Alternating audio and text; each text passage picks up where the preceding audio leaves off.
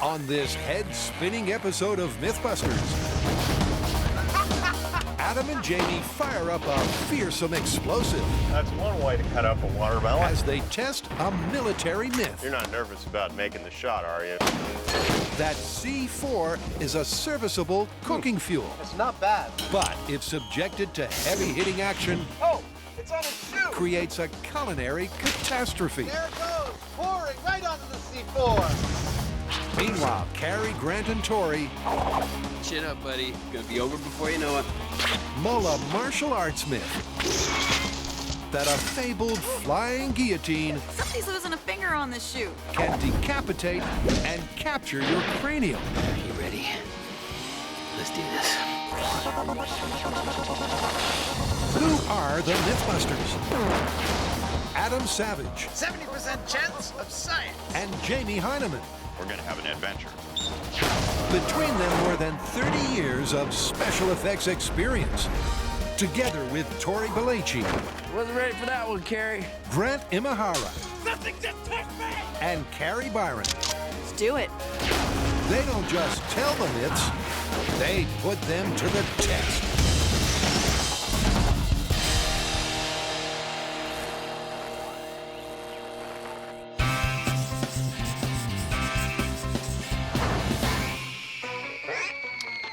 What's with the stove? It is our next story. It's about cooking? Sort of. It is a military myth, and it's about replacing your normal cooking fuel with something usually considered far more destructive. With explosives? Not just any explosive, your favorite. Well, that'd be C4. Exactly. The myth is that C4 is so stable, you can light it with a match and it will burn and cook your lunch. And it doesn't explode. It won't. Although, you're told not to stomp on it or drop your pot on it, because that could make it blow up. Well, that would make for some hot chili. Indeed. C4, not just the explosive of choice for the MythBusters, When in doubt, C4. but also the military. But can C4's power be used another way to cook with without exploding? That's great. Well, there's two parts to this story. One is that supposedly you can light C4 on fire and it will burn without blowing up. And the second is that you better not drop a pot on it or stomp on it while it's on fire, because that could make it blow up. I think we should test both of those. Sure. So to find out if this myth is cooking with gas or just a flash in the pan, the guys head to the safety of, you guessed it, a bomb range. Now, before we get down to the business of testing this myth, let's reacquaint ourselves with C4, shall we? For this is not simply a stable, high-speed explosive in a plastic medium that you can mold into the shape of a bunny and blow up. Oh no, this is versatile stuff. Let's take a look at a simple C4 detonation. This is why the military likes C4. It can make things go away. That's one way to cut up a watermelon. But C4's got a whole lot of practical uses too. Next time you see this, it's gonna have a hole in it. Even just 1 ounce packs a real punch. Wow!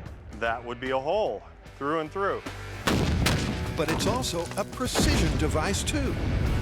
This piece of metal bent into a W shape is going to cut this bar cleanly in half. That's right, W stands for whoopah!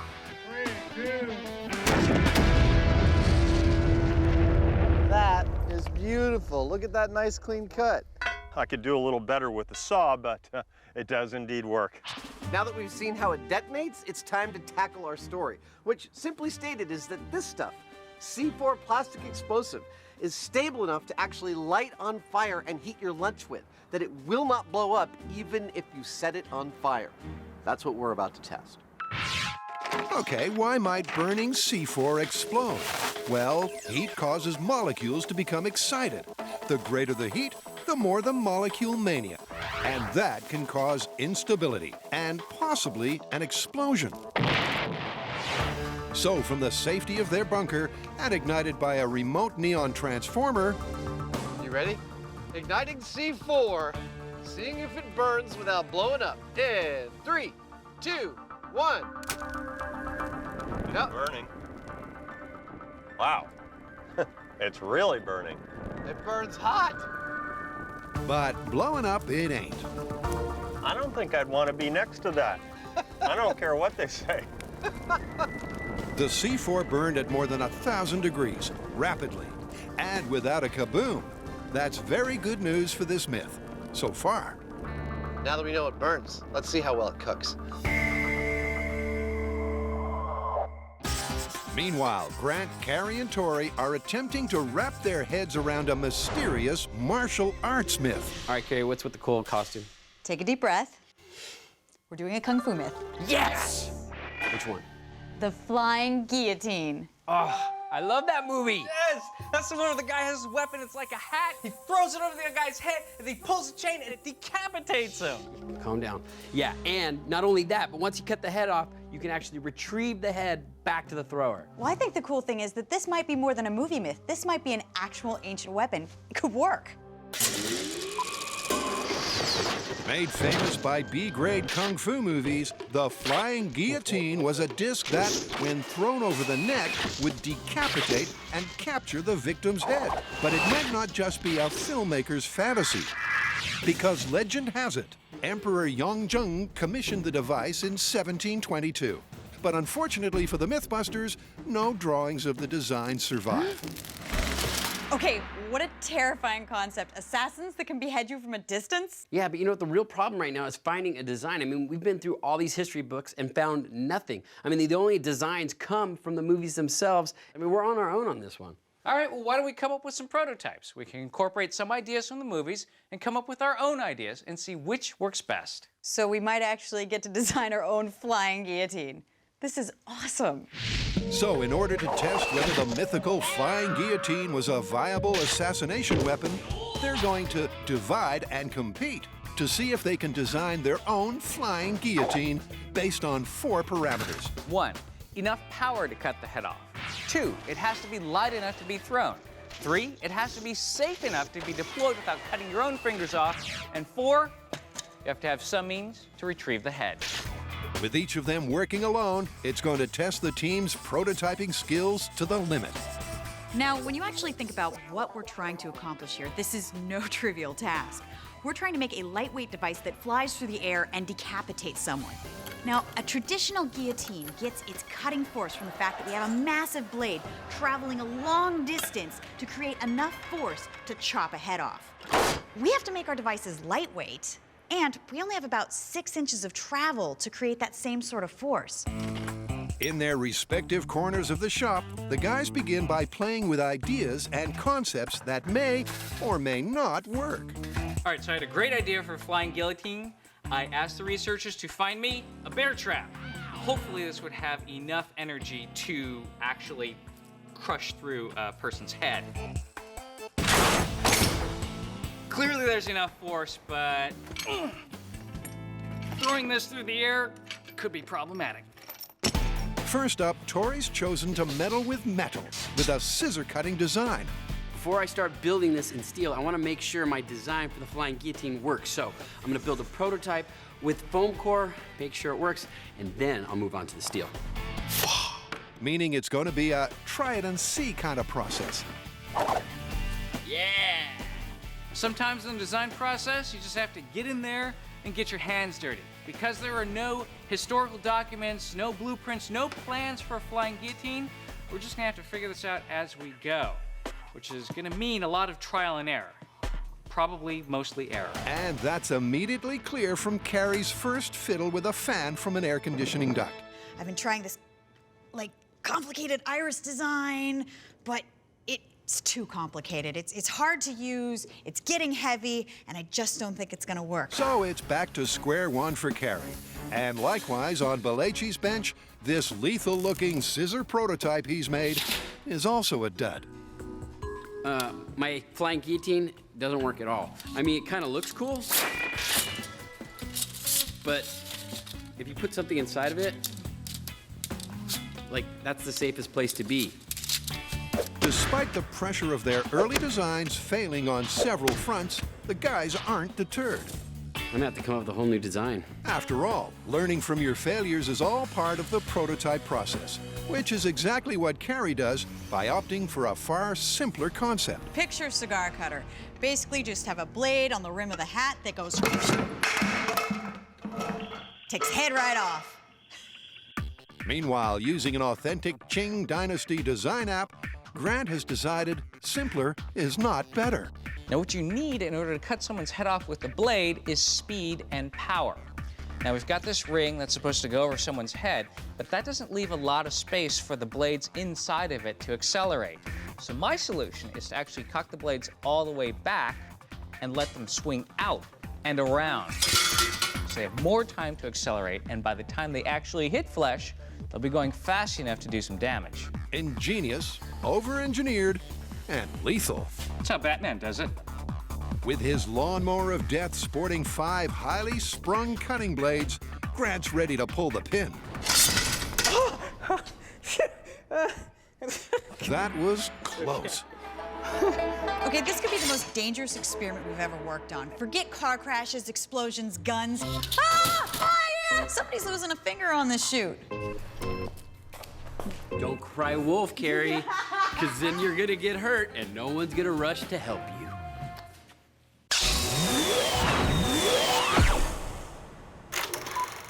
Can you cook your goose safely using C4? The military myth says you can, and Jamie and Adam are hot on the trail to find out. It's really burning. So far, they've seen it does burn, but that's not all. Let's just pause and take a moment here to recognize that we just ignited a high explosive and burned it, and it didn't blow up. This is gonna be fun. Given this is a military myth, they're going to use a ready-to-heat and eat military meal. All right, time to choose what we're gonna cook. So what's for dinner, Chef? Well, we've got 4 choices. Spaghetti with meat sauce, pork sausage with cream gravy, Southwest-style beef and black beans with sauce, or my personal favorite, the brisket entree.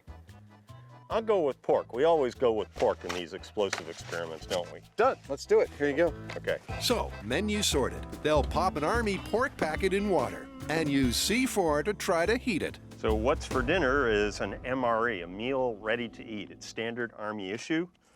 And there are these little packets that have your entire meal. All you do is put them in some water and heat the water, and you've got your food. So all that's left to do now is retire to a safe distance and light the C4. We're good to go. Here we go, cooking lunch with C4 in 3, 2, 1. We have ignition. It's burning beautifully. Again, the C4 burns vigorously. It gets extremely hot, but burns out extremely quickly. And that's not a good combination for a cooking fuel. Wow, and that's it. It's like 2 minutes, it burns out. Yeah, it burns vigorously, but a little too quickly. Let's see how hot we got the food. Indeed, the proof of the pudding is in the eating. Eating food cooked with C4. It's not bad, but it's not hot. No, it's kind of warm. You know, they make fuels for heating up MREs. That probably worked better than this did. Well, we should test that. Okay. With the C4 cooked MRE barely lukewarm, the guys now want to scientifically test how C4 compares with 3 other commercially available cooking fuels. After all, if other fuels are better, why would a soldier even resort to using C4? So these are our cooking fuels. There are tablets that you might normally use while camping made of hexamethylene tetramine. There's a trioxane tablet, which is issued by the military for their rations. And there is chafing dish fuel, which is basically an alcohol. Each of the fuels will be ignited simultaneously, and each will then attempt to do its best to heat up an identically sized pot of water. This is comparative cooking test 4 fuels, including C4, in 3, 2, 1, go. The neon transformer simultaneously sparks up all 4 fuels, each of which weighs 1 ounce. C4 is definitely going. Yeah, they're all going. Now we wait. Now we wait. But that wait isn't long, as the C4 burns itself out in 2 minutes. C4's water is at 117 degrees Fahrenheit. Everything else is burning along merrily. Closely followed by the trioxane, the fuel of choice by the military. All right, trioxane got up to 120 degrees. And then the hexamethylene tetramine. Ho, ho, ho! 149 degrees Fahrenheit. Finally, the chafing dish. Oh, a measly 115 degrees Fahrenheit. So how did our C4 do in the cooking fuel cook-off? Not badly. By this chart here, we can see that one of our fuels, hexamethylene tetramine, did a spectacular job, heating the water to a piping hot 149 degrees. The other two, the chafing dish fuel and trioxane, heated within a couple of degrees of C4, and you'll note C4 did the job a lot faster. That tells me it not only burns, it is a viable cooking fuel.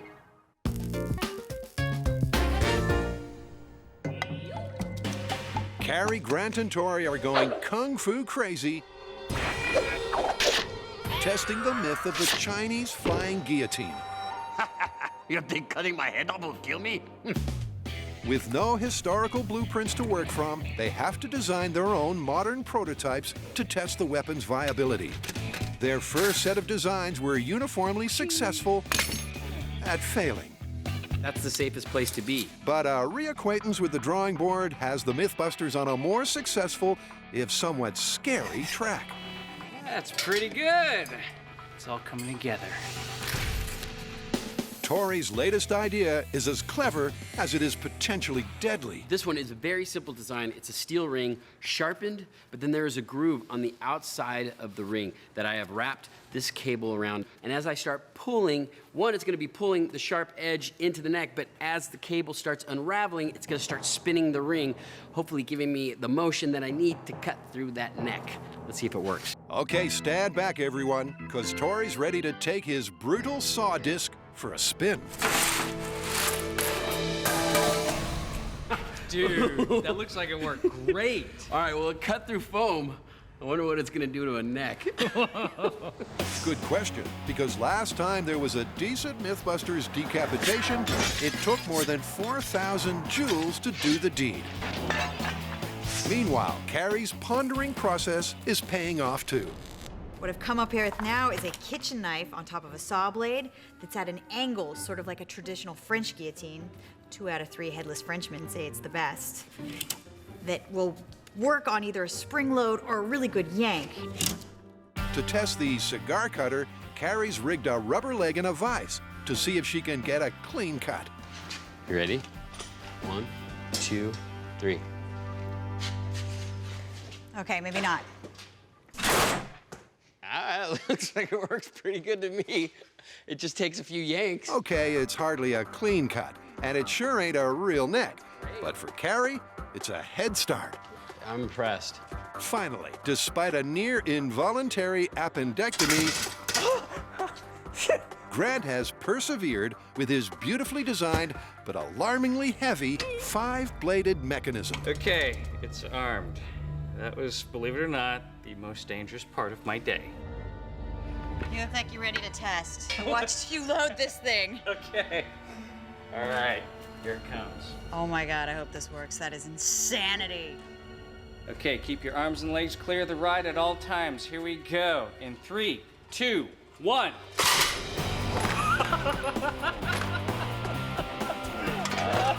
I feel a little queasy, I gotta say. Me too. Like a red-hot guillotine through ice cream, the cantaloupe's no match for Grant's fearsome fruit slicer.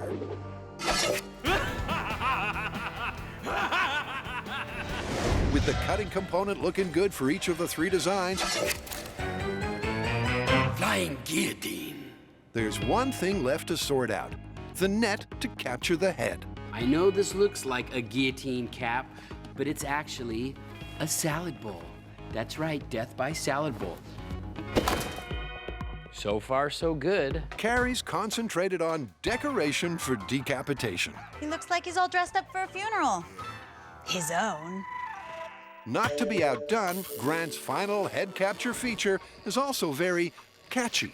I added this cage, which allows you to connect all the pins together to this disc with a spring. You deploy the one spring that fires all the blades at once, and then this cage also captures the head for retrieval. It's done. I call it the Decapitron. So there are now 3 working prototypes: the dangerous Decapitron, Carrie's gorgeous cigar cutter, and Tori's salad bowl of death. Can these flying guillotine weapons cut it in the real world? All right, you guys ready to head off? Yeah, let's test this flying guillotine. Let's not get ahead of ourselves. Oh, boy.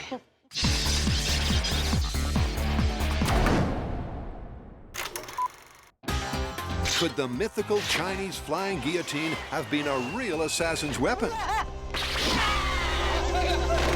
What better place for Carrie, Grant, and Tori to test their own designs than in a genuine Chinese garden? I don't think we could have picked a better environment. This is awesome.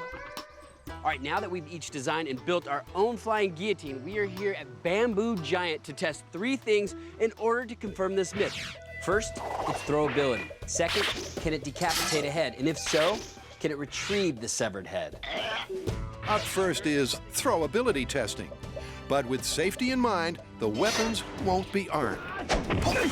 This is our target. We have a head on a stick. We're gonna see if we can actually land our flying guillotine with accuracy and ease. And we're going to do it from a distance of about 10 feet, which is about as far as you would be if you had to deploy your device.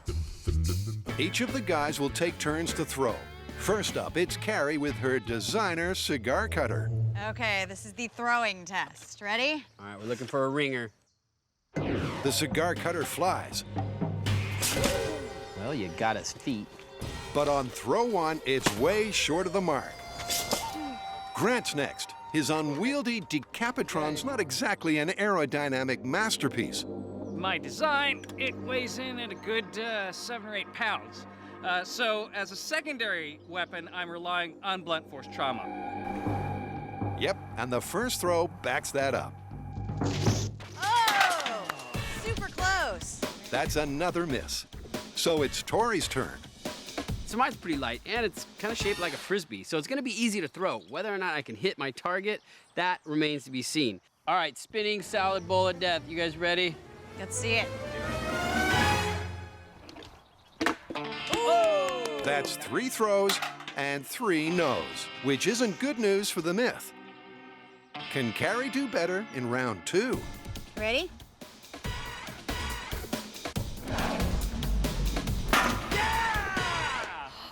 This time she nails it. Good job. Not to be outdone, Grant's beheading behemoth scores a direct hit too. You got it. Oh, that was awesome. All right, so I was a little worried about the throwability of my guillotine just because it is so heavy. But it turns out that it's actually pretty throwable. I hit the target in 2. Tori's second go. The salad bowl soars. It's over. It's 3 for 3 in the throwing stakes. The myth may still be alive. On the benchmark tests so far, they've all ticked the throwability box. Next, it's weapons cocked and loaded to see if their guillotines can achieve a decent decapitation. This is where the metal meets the mannequin. Their target is a pig's neck married to a synthetic head. My favorite part of every show. It's very anatomically correct. Oh, If we could just keep his head on. oh, it's even more of a horror show than usual. They'll each get 1 shot at decapitation. This is my flying guillotine. It is based on the traditional guillotine. Now, they've been using this sort of technology for hundreds of years to behead people, so I'm hoping with a little bit of strength and a little quickness, I might actually be able to pull a head off. Without the weight or acceleration of a traditional guillotine, Okay, you guys ready? Yeah. Ready. hers relies on brute pulling power. Oh, Did it work? It looks like it cut a little of the bone in the skin, but it more pulled the head off than really cut through the neck. Tori's right. It was, in fact, more dislocation than decapitation. It cut trachea, it cut a little of the skin, it cut a little of the bone, but it did not get a clean decapitation. Grant's deadly Decapitron is next. Mom, don't watch this part. This is definitely the most dangerous part of it, which is arming the device, because it's all spring-loaded. If something goes wrong, it could actually fire all the blades off at once while I'm holding it. With his hyper-engineered Decapitron, Grant's design has a minor flaw. He has to pull vertically upward for his cable to release the blades. Geez, I think that might be more dangerous for the thrower than the receiver. And that means he needs a ladder to launch. That thing is insane. Hardly a handy assassin's weapon. Ready? 3, 2, 1. Now that's a pain in the neck. Oh, that was cool. Ouchie. Despite being feared by melons across the land, when it comes to necks, it's only cut skin deep. Not a clean decapitation. And that leaves just Tori's salad bowl of death still on the menu. Not only is he a kung fu master, he is also a beekeeper. All right, ready to chop some heads? Where did you get a gong? We had one in the shop. Ooh, fight! All right, here we go. Flying Guillotine in 3, 2, 1.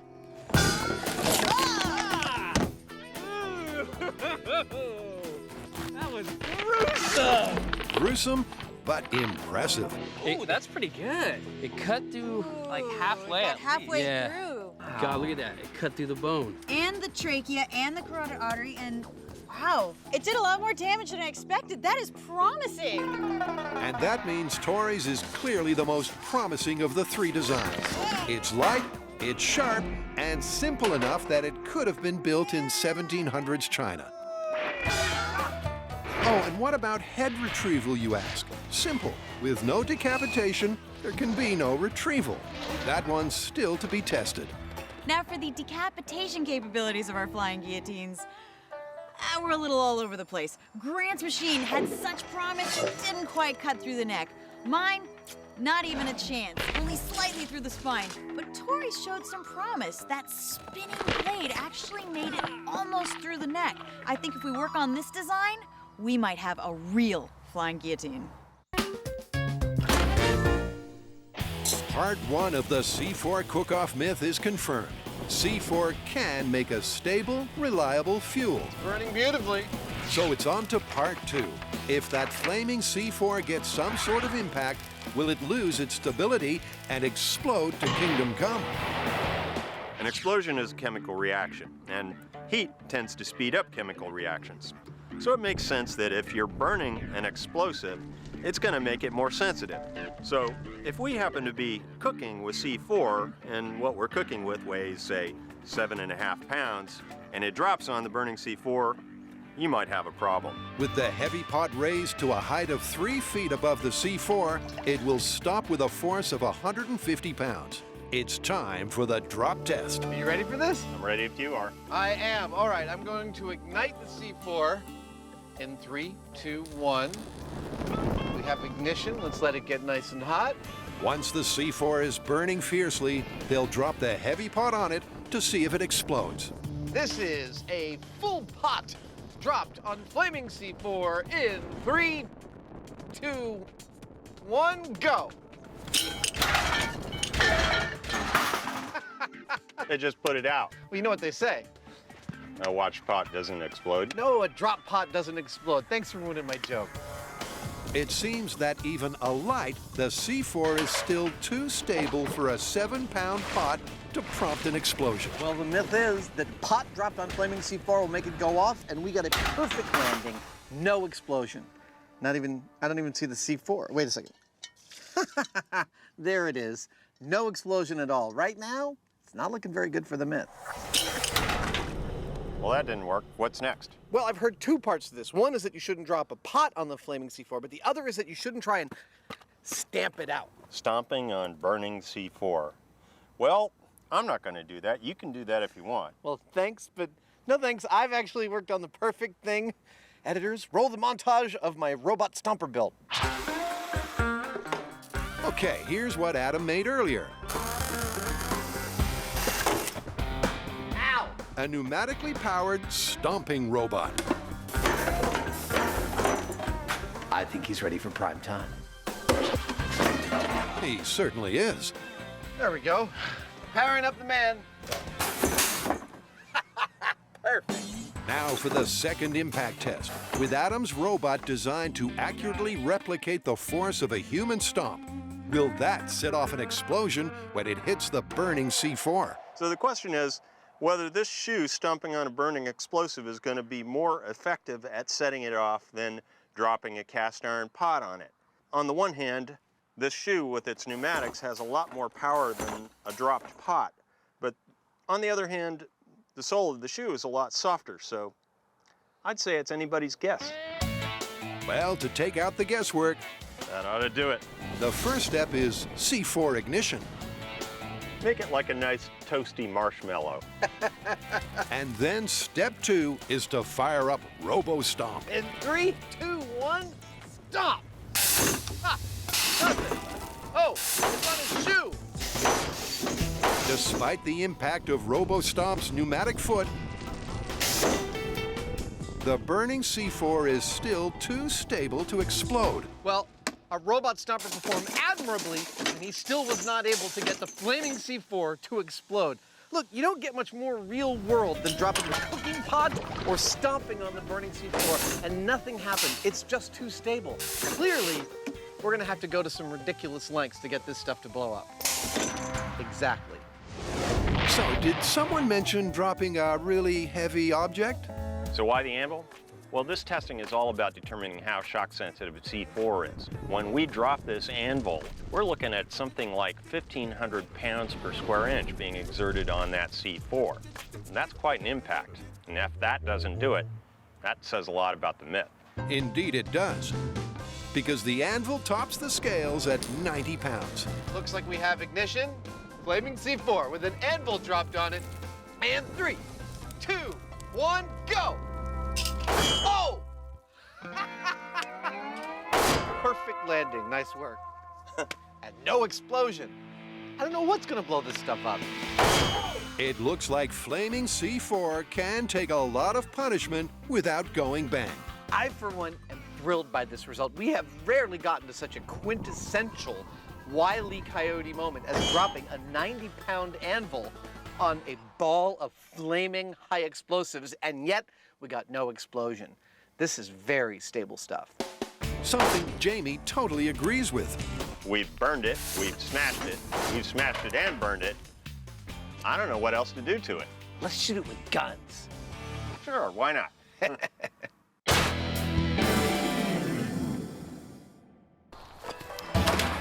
Back from testing, it's clear that of the 3 prototypes, Tori's Flying Guillotine came closest to completing a decapitation. Halfway through the bone, that is promising. But since close is not close enough to prove the myth, it's time to refine his design. Okay, so we've left the bamboo forest and we're back at our Chinese palace.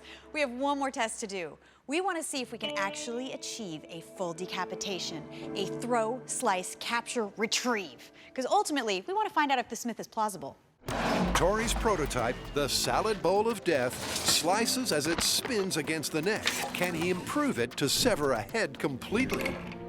One thing that I noticed on my guillotine is that it cut halfway through the neck bone. I think it's because I have a straight edge on my guillotine. So what I'm thinking is if I give it a saw edge, cut grooves in the blade, it'll help me cut through that bone. Hopefully this will give me that advantage to get a clean decapitation. To increase the cutting power even further, he's also lengthened the pulling cable. That way I have the guillotine spinning longer, and hopefully that'll give me more cutting power to get through that neck. And if they can achieve a beheading, the final hurdle is to see if they can retrieve the head. So Tori's attached a see-through net to do just that.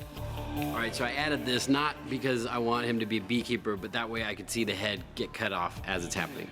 No stranger to danger, poor old Buster steps up one more time. Chin up, buddy. It's gonna be over before you know it. And they're set to test. All right, so I made the adjustments to my guillotine. It's time to see if it'll cut a head off. Okay, we have the exact same circumstances as before. Yeah, we've got a same diameter neck, same distance. We're ready to go. All right, let's do it. Like a mythical martial arts master, Tori takes the head clean off, and it's in the bag, literally on just the first go. Oh, we got it! Look, his head's in the bag. It's a major achievement, And it means Tori's improved design has now met all 3 benchmarks for the Flying Guillotine. That gory success could mean only one thing. There really could be something to this myth. You guys, that was amazing. I know not only did we create a real flying guillotine from scratch, but we achieved all the criteria for the myth. Yeah, I mean, we landed it on the head, decapitate the guy, and retrieve the head in the net. Yeah, we proved it on a basic level against a static enemy, but I don't think anybody's gonna be holding still in a real-life combat situation. What do you have in mind? A few ideas. Oh, this should be interesting. When used correctly, C4 can do this. Wow, that was a rush. And when used incorrectly, it can do this. Burning beautifully. But could a sudden sharp impact make this do this? So far, impact has failed to get burning C4 to explode. But is that all about to change? So we dropped an anvil on the C4, nothing happened. Blunt force doesn't work. The only other thing that I can think of that is a really hard, fast impact on something, short of another explosive, is a bullet. So that's what we're gonna do. We're gonna fire a speeding bullet into burning C4. Will that high impact be enough to cause an explosion? The first bullet we'll be firing with is your basic .308 caliber sniper round. It's a 7.62 NATO, and it flies through the air at 2,600 feet per second. That bullet at that speed will give a staggering force on the burning C4 of about 25,000 pounds. Oh, she's going pretty good. All right, I think I'm gonna fire. This is shooting a regular bullet at a flaming ball of C4. No, I think you missed. I missed. All right, let's try that again. And with a few words of encouragement from the peanut gallery, You're not nervous about making the shot, are you? Like you might miss, huh? No, Not at all? nope. Kind of makes you shaky when you're nervous. All right, I think I'm ready to go. Safety's off. Don't miss. I'm not gonna miss. Shooting a flaming ball of C4 with a regular old bullet. Damn it, it looks like I missed it. so with the score at C4 2, Adam zip, and Jamie too gun shy to take a shot, the guys turn to a pro. I'm an okay shot. Not a great shot, I'm okay. I missed my first shot, nicked the second. What we're about to do is hand over responsibility for the shooting in this story to Sergeant Dan Powell, whose gun this is. Hopefully he'll make the shots much better than we could. Sergeant Deadshot Dan nails the target on his first shot. The burning C4 bounces, but a big boom there ain't. Well, there you have it. A normal bullet did not cause burning C4 to explode. The next bullet we'll be firing with is this, a tracer round. It's got a bit of phosphorus in its base that allows the shooter to see the path the bullet takes. It also flies through the air at 2,600 feet per second. A bullet striking with a force of 25,000 pounds, plus added heat from the burning phosphorus, means it's going to hit hard and hot. You may fire when ready. Oh! That was a direct hit, no explosion. Once again, the bullet impacts the C4, but Nothing. 2 bullets down and still no detonation. The last round we'll be firing is this, an incendiary round. Inside is magnesium aluminum alloy and barium nitrate, which ignite upon extreme impact. You see where I'm going with this? It's down to this shot. Can the impact of a high explosive bullet finally make the difference to our burning C4 and make it go boom? All right, fire it well. Oh! Nice. That was Bullseye. beautiful. Nice shot, no explosion. Really? No explosion? I know what you're saying. You're saying, wait a minute, MythBusters. I see the bullet hit flaming C4 and I see what looks like an explosion. But it's an incendiary round. That's what it's meant to do. In order not to confuse you, we filmed this high-speed footage of that same type of round hitting a blank metal plate. I think that makes the point nicely, don't you? It does. The explosive round may have exploded, but the blazing C4 did not blow up. So bullets won't detonate flaming C4. Nope. We got to come up with something else. We do.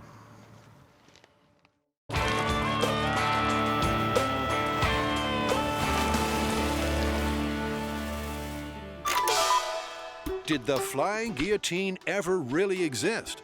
We may never know for certain, but one thing's for sure. It was allegedly an assassin's secret weapon that could be thrown over the neck, behead its foe, and then grab the head as a trophy. The MythBusters have proved their Flying Guillotine design works, but only against a stationary victim. Look, head's in the bag.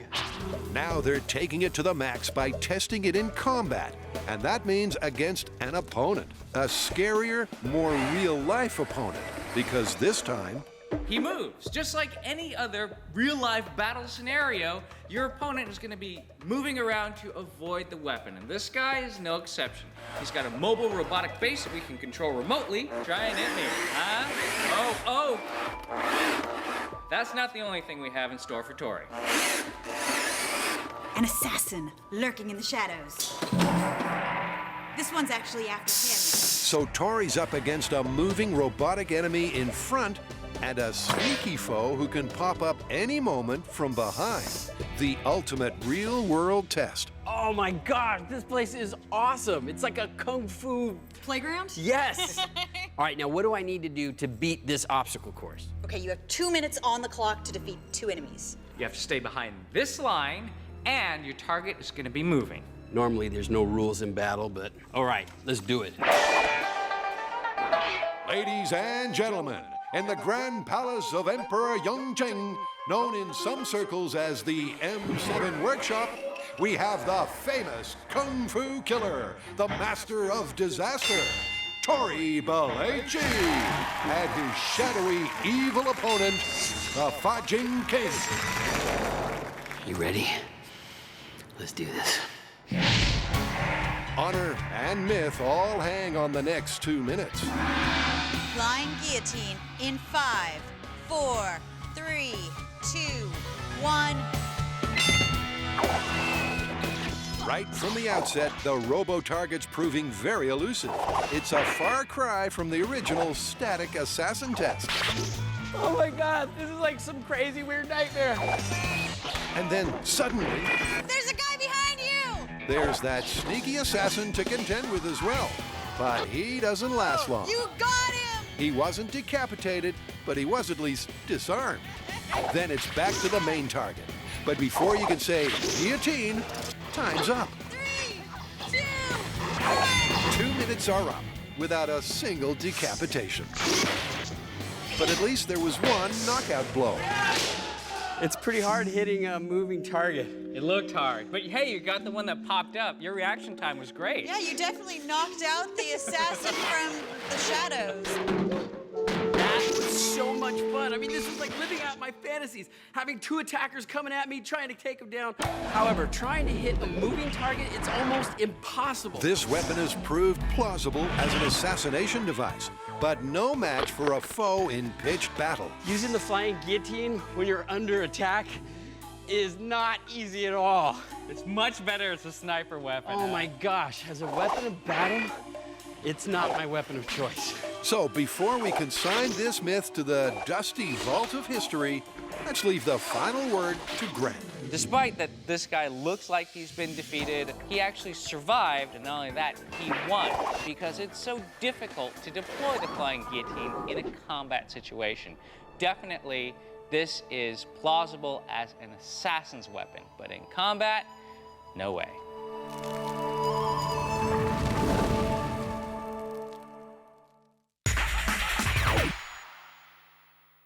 Adam and Jamie have gone all out testing the two-pronged military myth that burning C4 to cook with is safe, It's burning beautifully. It's not bad, but it's not hot. so long as you don't bash it while it's alight. To test that, they've tried dropping heavy objects on it. Oh! They've tried shooting it with high-impact bullets, Oh! Nice shot. No explosion. but nothing's detonated the burning C4. So in a last-ditch attempt to cause it to explode, they're ramping it up to the max. Time to mix some thermite. Thermite, that high-intensity extreme heat material that can cause explosive reactions. Wow! If anything's going to superheat the molecules in C4 enough to set it off, then it's thermite. Thermite is a mixture of two different metal powders. One is the fuel, the other is the oxidizer. Usually that would be aluminum and iron oxide. Now when they're mixed together and ignited, they burn with extremely high temperatures, about 4,500 degrees Fahrenheit. They've proved that C4 burning at just over 1,000 degrees won't explode. But what about at 4,500 degrees? Here's how our rig is going to theoretically work. Up on the stand, I've got a massive flower pot filled with about 3 gallons of thermite. It will be ignited by a neon transformer, the wires of which are right here. Once ignited, that thermite will start to burn and it will start to drip. Where, you ask? Well, through the bottom of this flower pot, of course. The molten thermite will drip through the bottom of this flower pot right onto our C4. We, of course, will be waiting safely behind the blast chamber panels to see if the thermite makes the C4 go boom. The C4. There we, Don't drop it. I won't. Here we go. So it'll be thermite burning at a super hot 4,500 degrees, pouring directly onto the C4 beneath it. Call it whenever you're ready. Okay, molten thermite dripping onto C4 in 3, 2, 1, go. Oh, it's lighting beautifully. At 4,500 degrees, thermite burns with blinding intensity. There it goes, pouring right onto the C4. It's a perfect hit. It's just behaving exactly like we wanted. In spite of the extreme heat, there's no boom. I can't think of anything else. It's like you're not setting off C4 by accident. That's all there is to it. I think that's all there is to it. I think we've really done everything we can. Pretty much. Even when subjected to 4,500 degrees of pure heat, the C4 keeps its cool. Everything's still intact. That is one hot pool of molten stuff in there. I think we could cook weenies on it from here.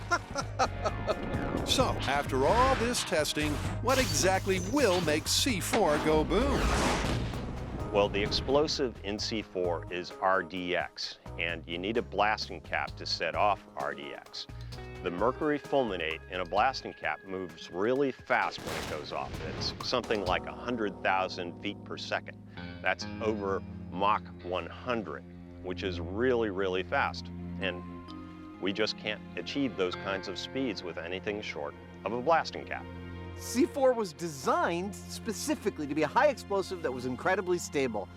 And I gotta give it up. It is more stable than I ever thought possible. So with the C4 scientific certainty sewn up, there's just one thing left to do. Shall we call this? I think it's time. All right, on the first count that C4 can be ignited and heat your lunch, how do you find? I find that confirmed. On the second count that said flaming C4 should not be trod upon or dropped upon, how do you find? I find that busted. I love it. It's both busted and confirmed at the same time. Let's go back to the shop. Okay. You know, in spite of the evidence, I just wouldn't stomp on that stuff. No, neither would I.